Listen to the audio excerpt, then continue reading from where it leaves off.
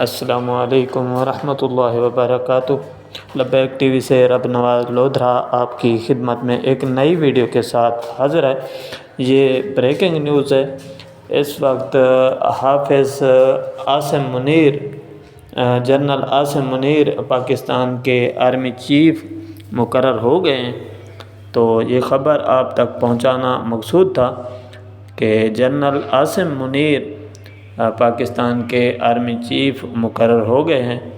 یہ وزیر دفاع نے سمری بھجوائی تھی وزیر اعظم کے پاس، تو ابھی یہ خبر ملی ہے کہ حافظ عاصم منیر، جنرل عاصم منیر جو ہے پاکستان کے آرمی چیف مقرر ہو گئے ہیں۔